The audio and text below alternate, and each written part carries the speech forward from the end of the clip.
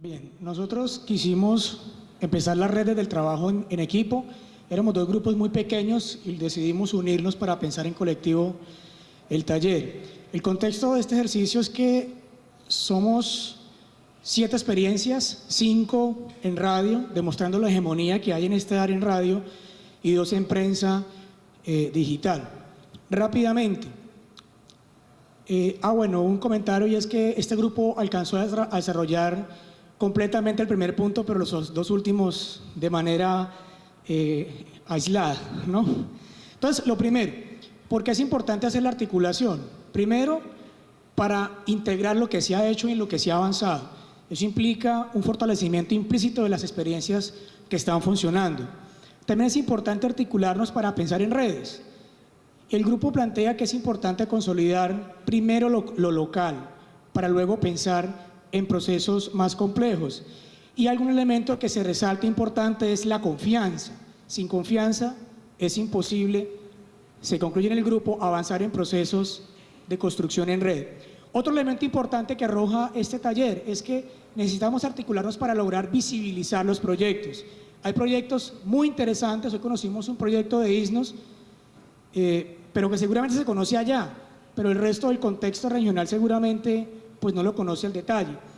Lo otro son 2 elementos que se pueden unir, y es la unificación de los objetivos de la comunicación comunitaria y ciudadana, unido con un ejercicio de repensar el sentido y el significado de la comunicación. Es decir, ¿qué entendemos por comunicación comunitaria y ciudadana?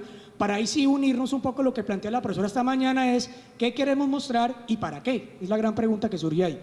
Lo otro es pensar en la sostenibilidad de los proyectos, que también se dice en la mesa son el pan de cada día. Soñamos con cosas muy bonitas, pero el capital de la efervescencia se nos acaba demasiado rápido y los proyectos carecen de sostenibilidad. Y 2 últimos, el penúltimo habla del empoderamiento para poder unir experiencias con medios, para no dejar las experiencias por allá sueltas, y que cada experiencia pueda trascender su especificidad a un público más complejo, y de alguna manera también democratizar el espacio, porque también se decía en el equipo que hay experiencias muy importantes que seguramente no tienen el mismo espacio que tienen otras. Todo pensado para la transformación social de esa realidad específica. Y terminamos con la urgencia manifiesta de articularnos para pensar colectivamente una política pública de comunicación endógena. Es decir, que parta de nuestro contexto, que no sea impuesta ni que sea calcada, sino que desde adentro se pueda repensar y se pueda construir. Hasta ahí, profesor Olmedo, en las 2 últimas no alcanzamos. Bueno. Simplemente 2 pinceladas, 2 corticas, frente a la segunda pregunta, clave diagnosticarnos, es decir, auscultar qué es lo que hemos venido haciendo y dónde estamos para pensar que sigue a futuro. Y frente a la tercera pregunta, ¿cómo empezamos? Creo que hoy hemos empezado identificando algunos elementos que harían parte de esa política pública de comunicación.